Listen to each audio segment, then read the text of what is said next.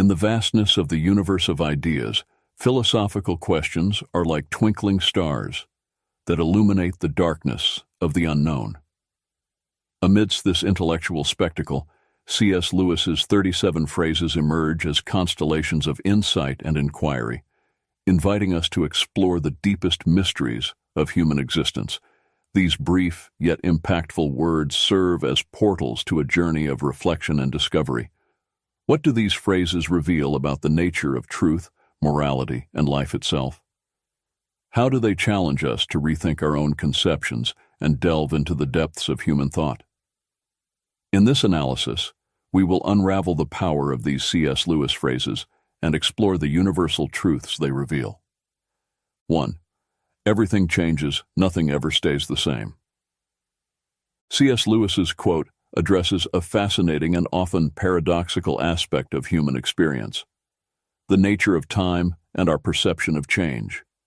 The first part of the statement, "Everything changes, nothing remains the same," reflects a fundamental truth in many aspects of life and the universe. From the laws of physics, which show that the universe is in a constant state of change and evolution, to transformations in society, technology, and our personal lives, change is a constant. The second part of the quote, "Isn't it funny how day by day nothing changes, but when you look back everything is different," speaks to how we perceive time and change in the short and long term. In day-to-day life, changes may seem insignificant or imperceptible because we are immersed in our routines, and the small daily variations do not seem to significantly alter the course of our lives. 2. There are far, far better things ahead than the ones you leave behind. This phrase by C.S. Lewis is an invitation to optimism and hope, encouraging us to look to the future with a positive perspective. The central idea is that, regardless of the losses or challenges we face, the future holds possibilities and joys that surpass what has been left behind. This thought can be particularly comforting in times of transition or loss, reminding us that closing one chapter in our lives makes room for the beginning of another, potentially more rewarding and enriching one. Lewis, with this statement, also touches on the transitory nature of life and the importance of not clinging excessively to the past or material things. Excessive attachment to what has been can prevent us from fully embracing new opportunities and experiences. The idea that the best is yet to come serves as a reminder to keep our minds and hearts open to the infinite possibilities the future holds. 3. Nothing in life ours to keep. This idea can be interpreted in various ways. In a material sense, it suggests that generosity and the act of sharing with others can enrich our own life experience, providing a sense of satisfaction and purpose that simple accumulation of material goods cannot offer. On a deeper level, it can be argued that only through generosity and altruism can we truly experience the richness of life, as it is in giving that we receive. Furthermore, Lewis may be touching on a broader spiritual or philosophical truth, where true freedom and fulfillment come from transcending selfishness and excessive attachment to worldly things. By opening ourselves to others and connecting to something greater than ourselves, we can find a sense of possession and belonging that is deeper and more enduring. 4. Give up yourself, and you will find your real self. This concept, often explored in spiritual and philosophical contexts, suggests that the true essence of who we are can only be found when we abandon the ego, superficial desires, and pretensions. Lewis is encouraging us to look beyond the layers of identity constructed by society, expectations, and our own ego. By giving up yourself, he refers to the act of setting aside these superficial layers to discover the true self that resides on a deeper level. This implies a process of detachment from material desires, selfish ambitions, and the relentless pursuit of external approval in order to connect with more authentic and enduring values. 5. Don't doubt your value. Don't run from who you are. Lewis suggests that our existence and essence have immense value simply because we are divine creations, regardless of how we compare ourselves to others or the ideals we may hold. This perspective invites us to recognize and value our own uniqueness and the unique contribution we can offer to the world. Furthermore, by stating, "Don't run from who you are," Lewis is encouraging us to confront and embrace our true nature, with all its imperfections and beauties.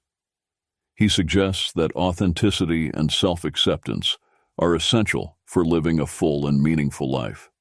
This acceptance is not just about recognizing our qualities, but also embracing our flaws and limitations, understanding that they are part of what makes us unique. 6. If you find in yourself desires which nothing in this world can satisfy, the only logical explanation is that you were made for another world.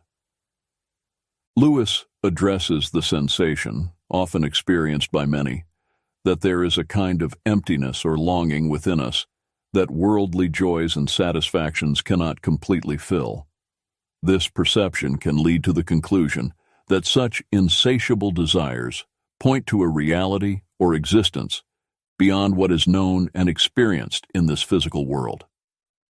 The idea that we were made for another world suggests that human existence has a purpose and a meaning that extend beyond everyday life and earthly experiences.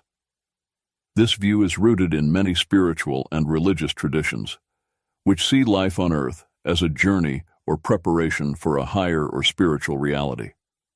7. You don't have a soul. You are a soul. You have a body. Lewis is challenging the common perception that often prioritizes the physical and material, redefining human identity in a way that places the soul, or the spiritual essence, at the center. By stating that you are a soul, Lewis highlights the primacy and eternal importance of the soul compared to the physical body, which is temporary and transient. This view echoes many religious and philosophical traditions that see the body as a temporary vessel for the soul, which is the true essence of being. The idea that each of you will still be alive after the dissolution of the physical universe speaks to the belief in the continuity of the soul's existence beyond physical death. Lewis suggests that the true essence of who we are transcends the limitations of time and physical space, pointing to a spiritual reality that is eternal and unchanging. 8. Don't shine so others can see you. Shine so that, through you, others can see God. This idea is deeply rooted in the Christian notion of testimony, where an individual's life is seen as a mirror or a beacon that reflects God's light to the world.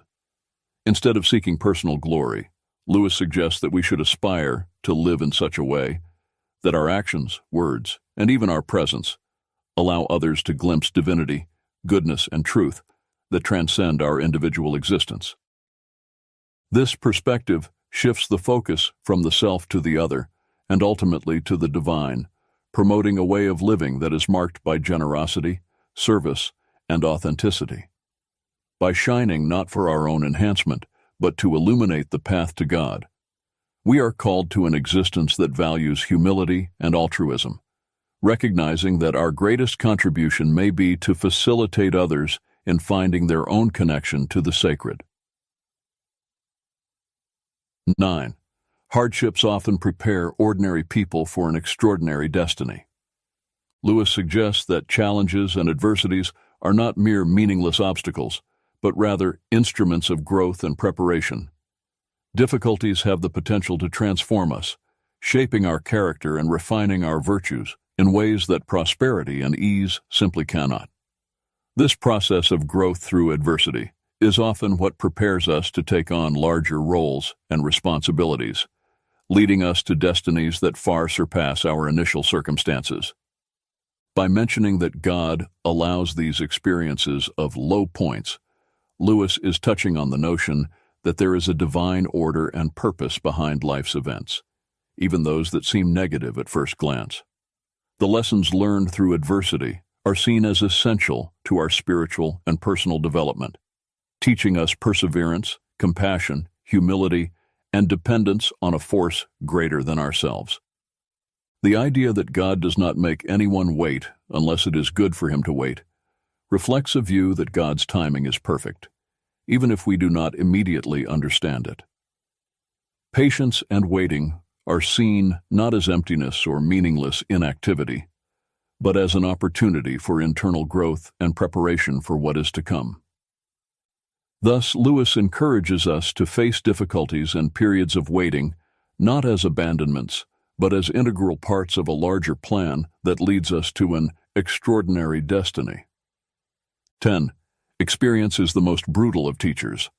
By referring to experience as the most brutal of teachers, Lewis is underscoring the often harsh and unforgiving nature of real life as a vehicle for learning.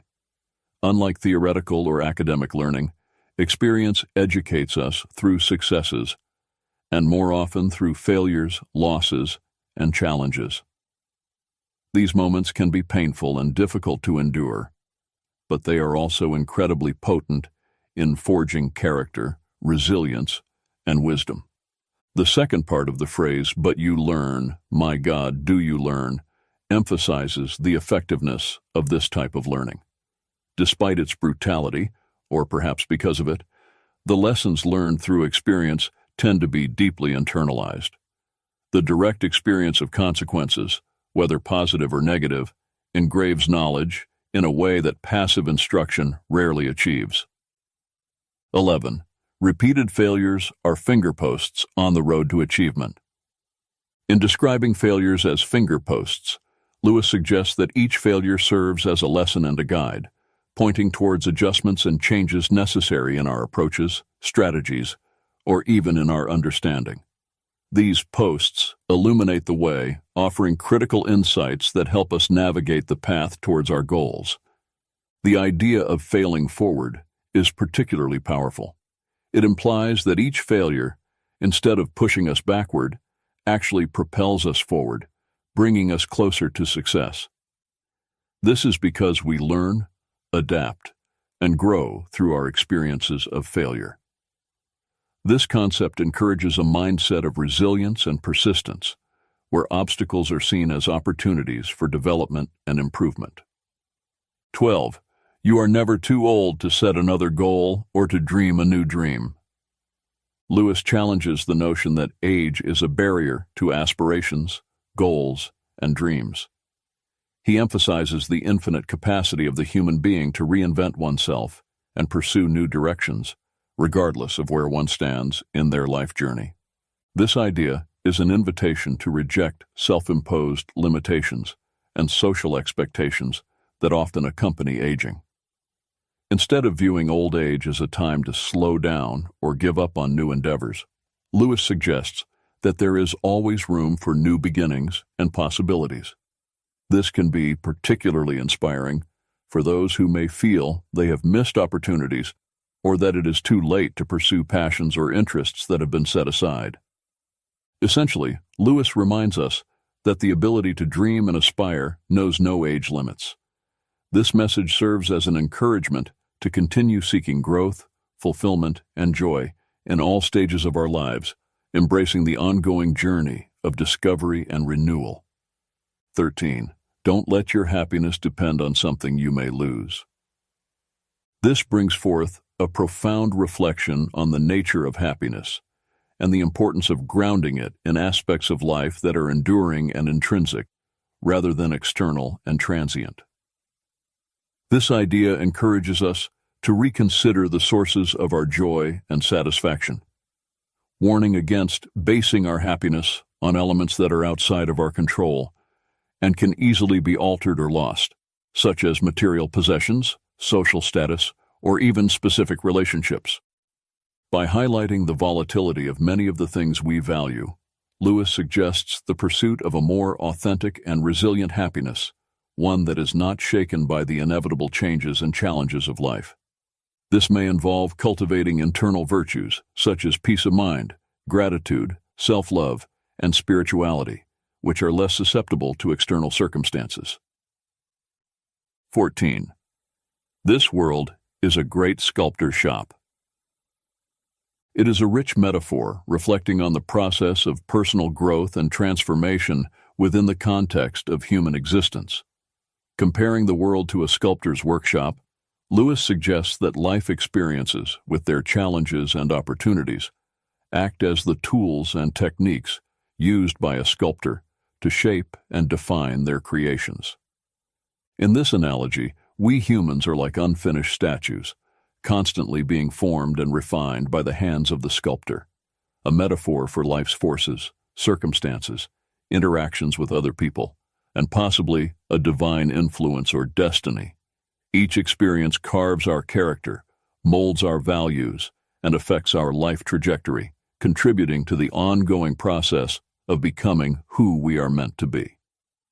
The rumor that some statues will come to life can be interpreted as an allusion to the idea of reaching a state of awakening or spiritual enlightenment, where one becomes fully aware of their purpose, their essential nature, and their connection to something greater than themselves. This can also be seen as a moment of personal fulfillment, where a person transcends previous limitations and emerges more alive, authentic, and fully realized. 15. We are mirrors whose brightness, if we are bright, is wholly derived from the sun that shines upon us. Comparing ourselves to mirrors suggests that our value and brightness are not inherent, but reflected from a larger external source, in this case, symbolized by the sun. This source can be interpreted in various ways, including love, truth, beauty, or in a spiritual context, the divine. The idea that our brightness is wholly derived from this external source reminds us of our dependence and connection to something beyond ourselves to find meaning, purpose, and light in our lives. The second part of Lewis's reflection about the importance of keeping the self clean and bright to have a clear view of God reinforces the idea that our ability to perceive and reflect truth and beauty is affected by the state of our inner being. Just as the view of the moon can be obscured by a dirty telescope, our perception of the divine or the deeper meaning of life can be clouded by our faults, biases, or spiritual neglect. 16. There are two kinds of people, those who say to God, "Thy will be done," and those to whom God says in the end, "Thy will be done." Lewis delineates a fundamental division between those who choose to submit to divine will and those who insist on following their own path, regardless of divine guidance. By saying, "Thy will be done," an individual expresses a willingness to align with God's purposes and plans, placing God's wisdom and authority above their own preferences and desires. This voluntary submission is seen as an act of faith and trust in God's goodness and sovereignty. On the other hand, when God says, "Thy will be done" to an individual, Lewis suggests that God grants that person the freedom to choose their own path, even if that path leads to separation from God. This is an expression of divine justice and respect for human freedom, allowing the natural consequences of a person's choices to unfold. 17. C.S. Lewis's reflection. I have no duty to be anyone's friend, and no man in the world has a duty to be mine. No claims, no shadow of necessity. Friendship is unnecessary, like philosophy, like art, like the universe itself, for God did not need to create. It has no survival value. Rather, it is one of those things which give value to survival, addresses the nature and value of friendship in a deeply contemplative manner. Lewis is highlighting that friendship, unlike basic needs such as food and shelter, is not essential for our physical survival. However, he argues that it is precisely this unnecessariness that elevates friendship, philosophy, art, and the universe to something that transcends mere functionality or utility. Friendship is valued not for its usefulness, but for its ability to enrich the human experience, adding a layer of meaning, joy, and depth to life that goes beyond mere survival. By stating that there is no duty in friendship, Lewis also suggests that true relationships should not be based on obligations or expectations, but rather on a free and mutual choice to share life, thoughts, and moments. This underscores authenticity and voluntariness as essential aspects of meaningful friendships. The comparison with God's creation of the universe serves to illustrate the idea that the intrinsic value of something may lie in its beauty, complexity, and ability to inspire, rather than in its functional necessity. Thus, Lewis leads us to appreciate friendship and, by extension, art, philosophy, and the universe as gifts that enrich our existence, making life not only bearable, but deeply valuable. 18. You will never make a good impression on other people until you stop thinking about what sort of impression you are making. Lewis suggests that conscious effort to shape how we are seen often has the opposite effect, leading to a perception of inauthenticity or excessive effort. This reflection encourages us to adopt a more genuine and less calculated approach in social interactions.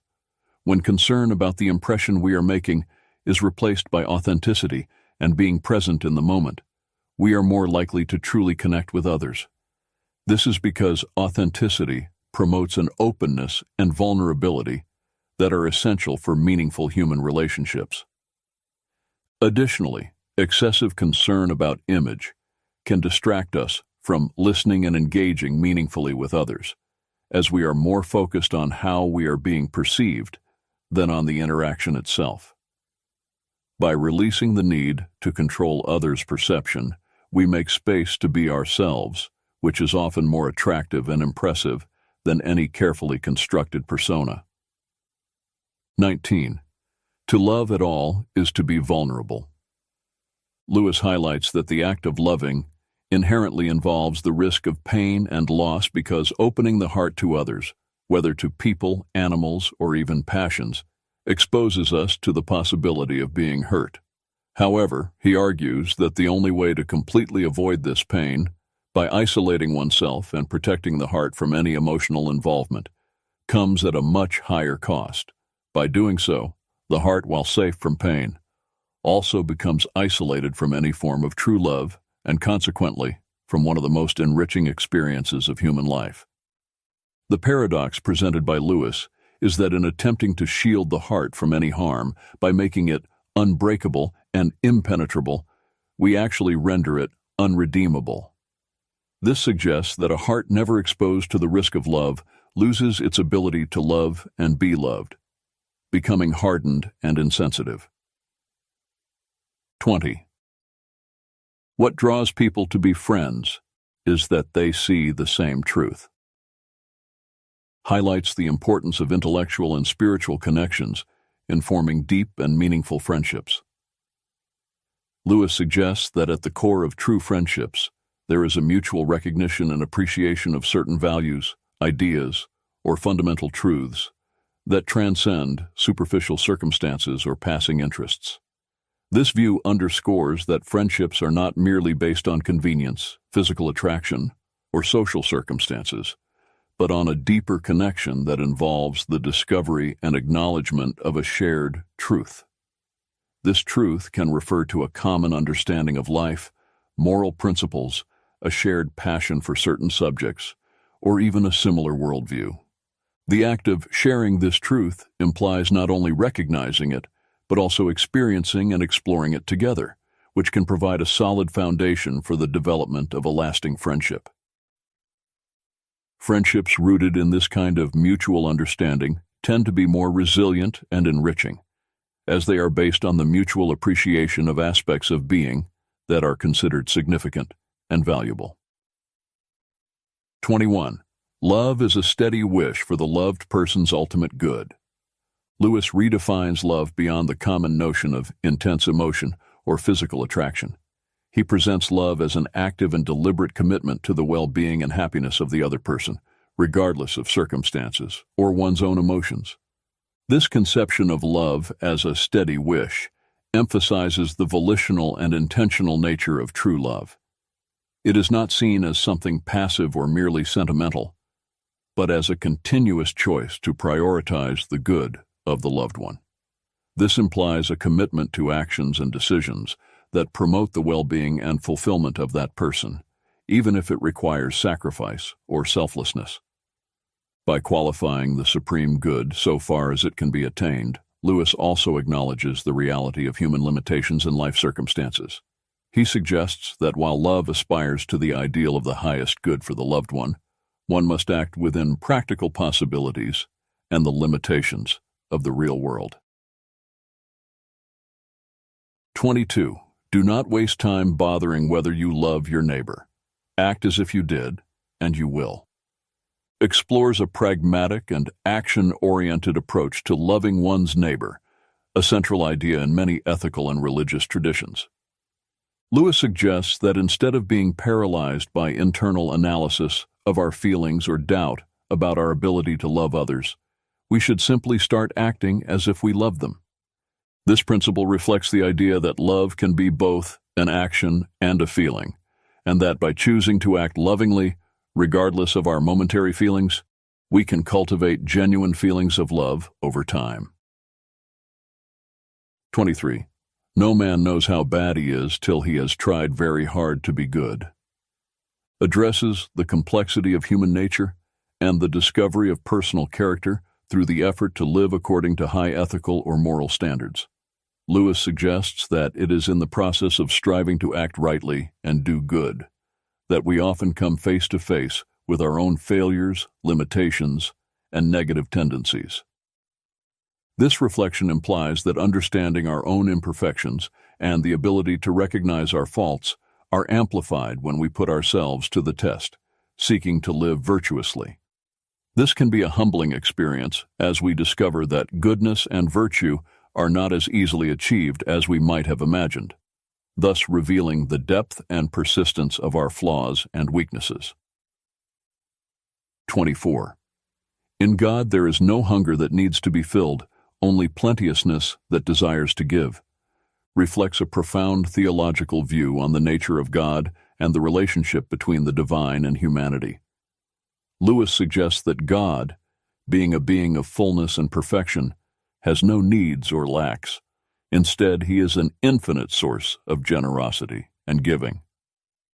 This idea contrasts the conception of God with human nature, which is often driven by needs, desires, and a constant search for satisfaction. Instead, God is portrayed as someone whose essence is fullness, needing nothing from us to complete or improve his being. Therefore, God's desire to relate to humanity and provide for his creations is not motivated by a lack or need, but by an expansive and generous love that seeks to share his own fullness. 25. If a person thinks she is not conceited, she is very conceited indeed. Addresses the paradoxical nature of self-perception, especially regarding pride and vanity. Lewis suggests that excessive self-assurance in one's humility can ironically be a sign of deep pride.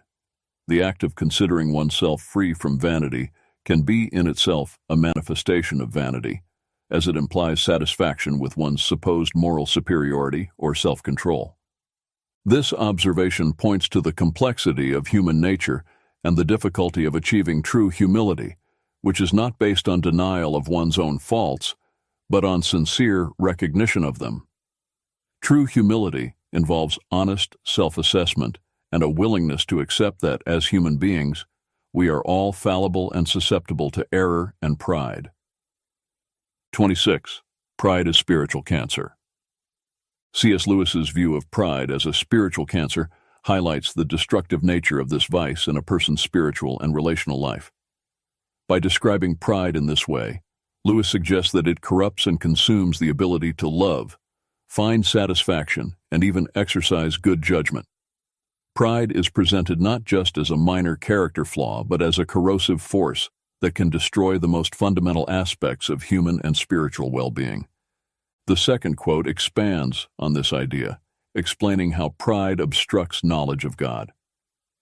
Lewis illustrates this with the image of a proud person who is always looking down, both literally and metaphorically, judging others and circumstances from a position of supposed superiority. This posture of looking down symbolizes a self-imposed barrier that blocks sight and openness to higher realities, including the spiritual.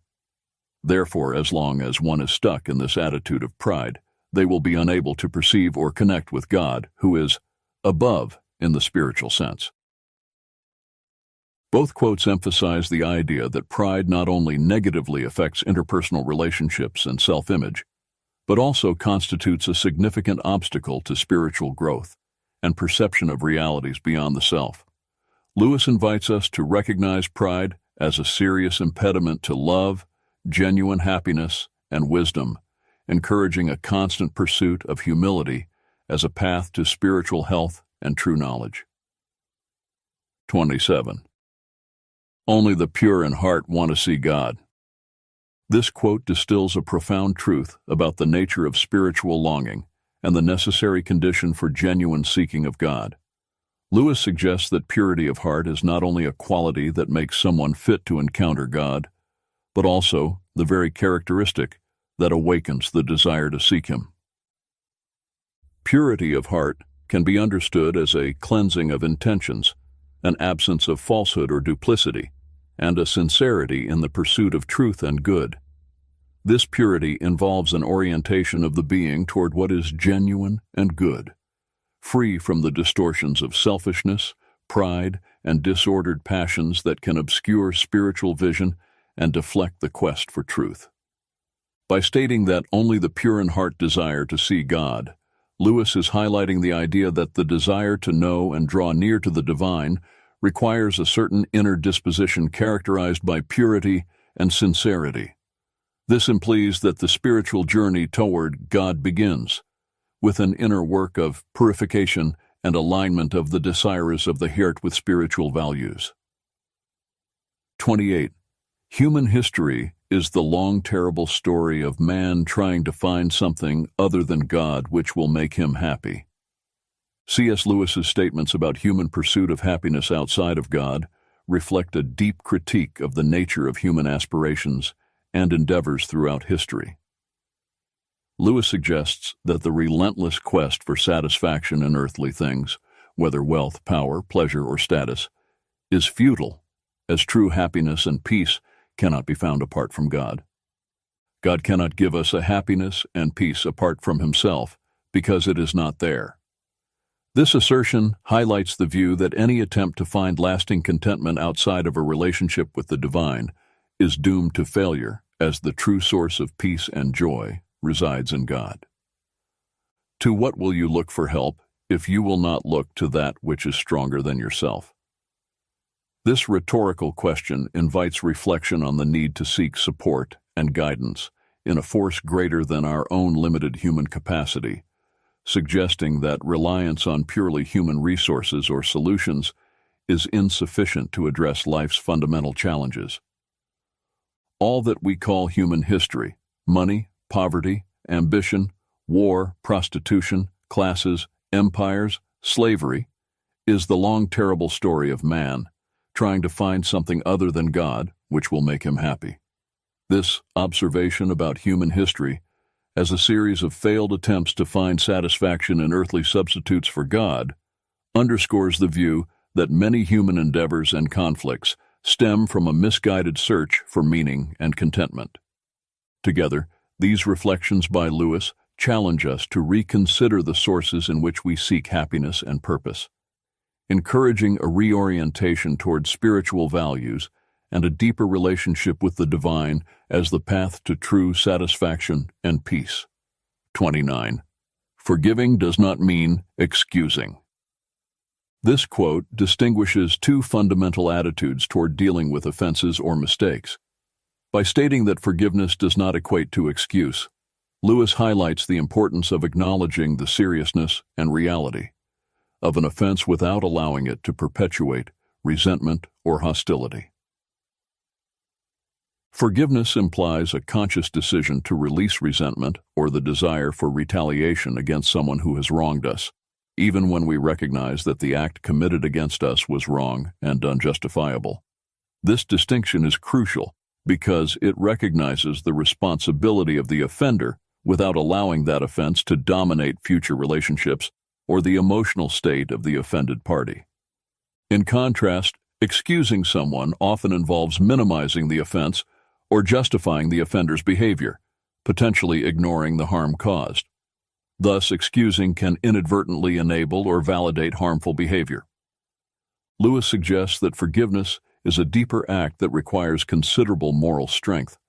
It involves choosing to respond to wrongdoing with a kind of mercy that does not deny the injustice of the act, but chooses not to define oneself or be consummated by it.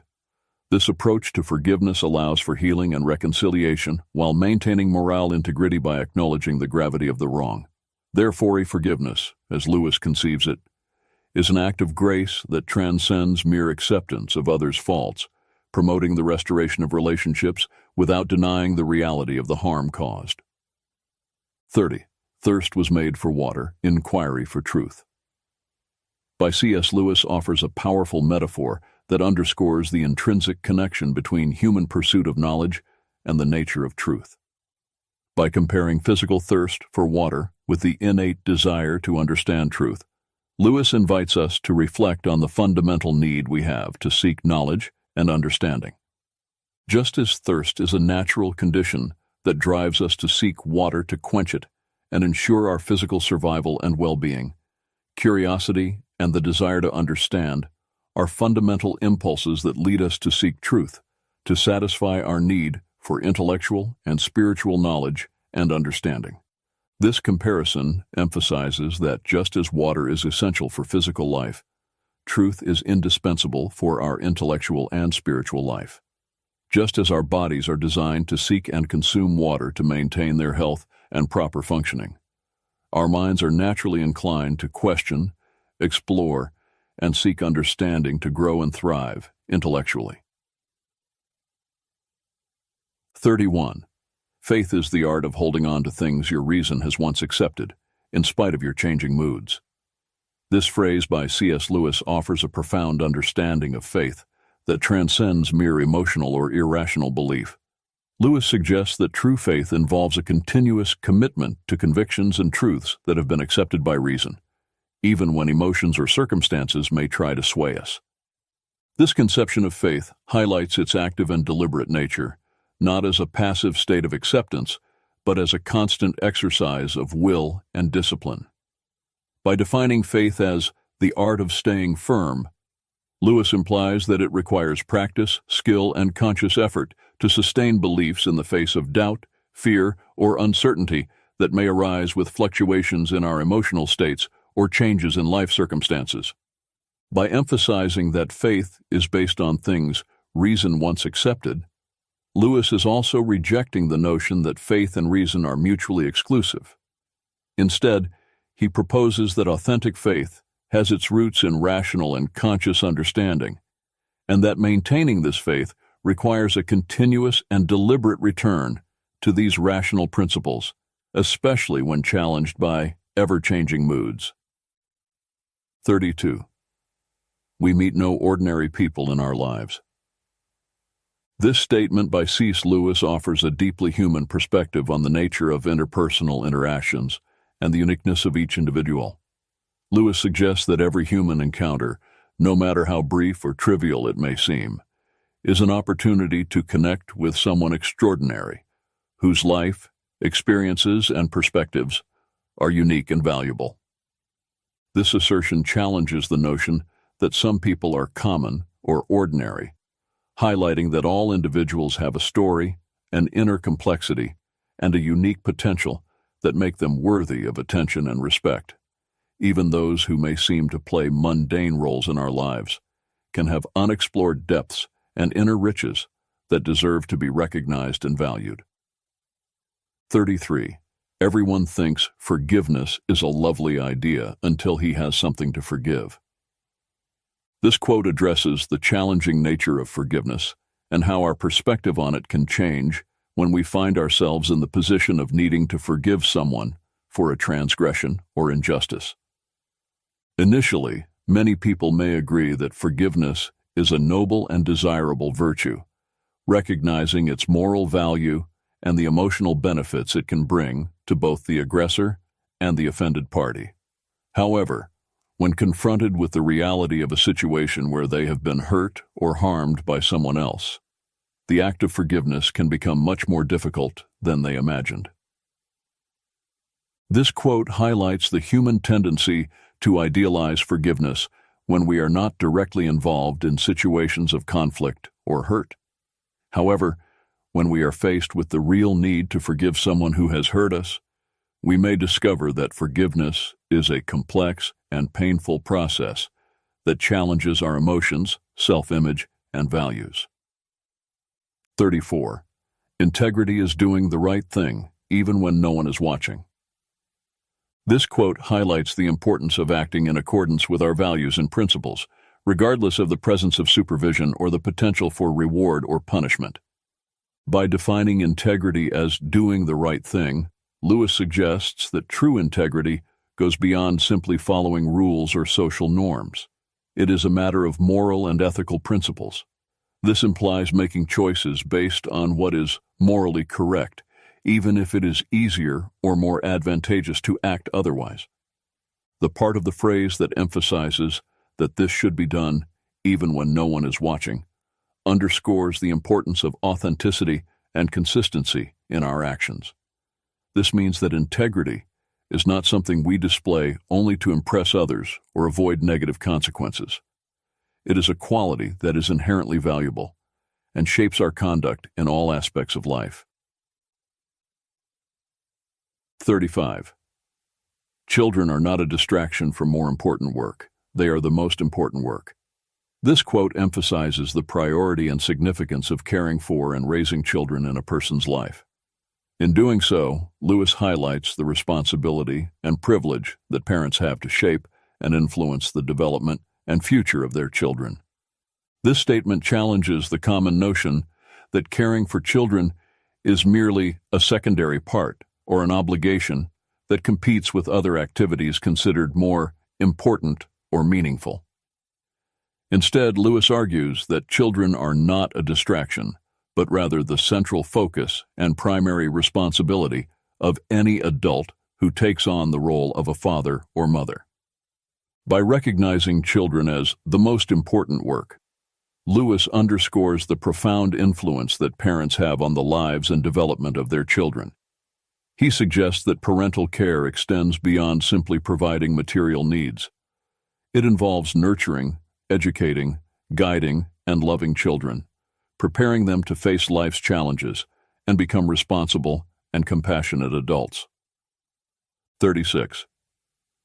A children's story that can only be enjoyed by children is not a good children's story. Lewis argues that a story intended for children should be able to captivate and enchant not only the child audience, but also adults, regardless of their age. This statement suggests that the best children's stories transcend age limitations and have a universal appeal that resonates with readers of all ages. They should contain elements such as imagination, adventure, wisdom, and emotion, which can be appreciated and valued by people of all ages, from the youngest children to the oldest adults. By emphasizing that a good children's story should be able to attract a broader audience, Lewis acknowledges the importance of the power of narrative to educate, inspire, and entertain people of all ages. He suggests that, even as we grow and mature, we never lose our love for the magic of enchanting stories, and that we should continue to seek out that magic throughout our lives. 37. True humility is not thinking less of yourself, it's thinking of yourself less. By stating that true humility is not thinking less of yourself, Lewis highlights that self-esteem and recognizing one's own worth are not incompatible with humility. On the contrary, genuine humility involves a balanced view of oneself, free from arrogance or pride, but also free from self-deprecation or underestimation. The second part of the phrase, "it's thinking of yourself less," points to the essence of true humility. It suggests that genuine humility is characterized by a shift of focus from the ego and one's own needs to the needs and interests of others. This implies a spirit of service, compassion, and consideration for others, where the self is not at the center of attention, but rather concern for the well-being and happiness of others. This quote challenges the common notion that humility is linked to self-denial or lack of self-esteem. Instead, Lewis argues that true humility is rooted in a balanced view of oneself, combined with a sincere willingness to put others first. As 37 quotes by C.S. Lewis offer a rich and multifaceted tapestry of wisdom and insight into various aspects of human life, faith, morality, and the human condition. Together, these quotations form a comprehensive panorama that invites deep reflection and personal introspection. A conclusion we can draw from these quotes is the importance of seeking truth, authenticity, and integrity in our lives. Lewis reminds us that true wisdom lies in the ability to look beyond superficial appearances and delve into the essence of things, cultivating a deeper understanding of the world and ourselves. Moreover, the quotes highlight the importance of empathy, compassion, and love for others, as well as the need to cultivate virtues such as humility, forgiveness, and gratitude in our daily lives. They challenge us to grow, to learn, and to evolve as individuals, constantly striving for moral and spiritual excellence. Another recurring theme in these quotes is the idea that true happiness and fulfillment are not found in material achievements or external successes, but rather in connection with the divine, in cultivating meaningful relationships and in serving others.